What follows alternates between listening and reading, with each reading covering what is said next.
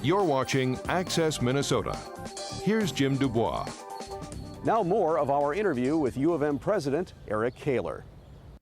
Earlier this year, the University of Minnesota received some criticism from the Wall Street Journal and also locally from an op-ed piece written in the Star Tribune by former Minnesota Governor Arne Carlson, who arguably is one of the U's biggest cheerleaders. Both Carlson and the Wall Street Journal criticized the university for having bloated administrative expenses. How do you react to those criticisms?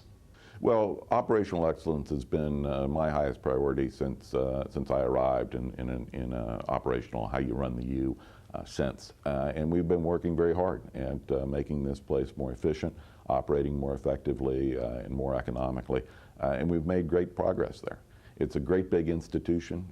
We do a lot of things very well, but there's always room for improvement, and we're focused very, very tightly on finding those areas of improvement.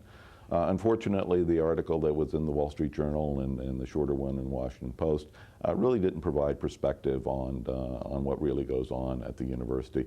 There were some facts that were wrong or not put in the right framework, and that's the way it goes. It's a very powerful newspaper, and that story certainly highlighted some things that we were already working on. And also some things that really weren't exactly as described. But again, driving operational excellence for us is critical. And as I said, we've made great progress. Many examples. We closed the Office of System Administration, saves us about $2 million. We combined the two university foundations, which will save us a lot of money going forward. We have a long list of things that we've done. We've had to take some reductions in force in terms of people reductions. A lot of work to be done, but it's a great institution, and we're getting more efficient as we work on this. President Kaler, in the Wall Street Journal article, it mentioned that administrative non-teaching positions at the university had increased rather dramatically in recent years. Any particular reason for that? Well, again, that's one of those facts that's interesting to put in perspective. We gave the reporter a roster list that showed that we'd hired about 1,000 people over that period of time. They were apparently coded as administrators. We didn't see his final processing of the list. But when we looked at that list, about a third of those people have titles of assistant, associate, or professor, so they're academic. Of the 2/3 that are left, more than half of them were not paid from state money or tuition money, but rather were paid by external funds. So for example, you get an NIH grant and you're doing human subjects studies, you need to hire a person to coordinate the human studies activity in your research grant. That kind of person would show up on that list as an administrator. Pretty good idea to get an NIH grant, pretty good idea to employ somebody on it. Doesn't affect tuition a bit. So that left about a third of those people who were hired over that 10-year period. Over that 10-year period, we added 9,000 new students. We opened a new campus in Rochester, and we grew our research activity by probably $200 million. So a pretty large expansion. In addition, our undergraduate situation improved dramatically. We increased graduation rates, and the way you increase graduation rates is by having some people, administrators, who advise students and guide them in the right course selection and provide other opportunities like a career service center for students to do well. So when you tee up the number of people that we hired against student growth, research growth, student success in a new campus, it doesn't really look that bad. Do you think perhaps some of this criticism has unfairly singled out the university? Is it somewhat difficult to compare those kind of metrics from educational institution to educational institution? Because I imagine each would be structured differently from a bureaucratic standpoint. Well, and that's exactly the case, and that's what I meant by not giving perspective around some of these numbers. People report employee classifications in different ways to the Department of Education, and if you just look casually at the data from different institutions, there are huge swings in the number of people that are assigned as administrators or professionals all over the map. And so the data really lack face validity. and yet they do make good fodder for news stories. We have that problem as an industry, as a higher education industry. We don't compare ourselves very well. And partly it is that each institution is different, in some cases quite different from others. You might consider the University of Minnesota and the University of Michigan. Well, we have the land-grant mission. We're the only research university in the state. Michigan has Michigan and Michigan State doing all of what we do as a single institution. So it's very difficult to find an apples-to-apples comparison.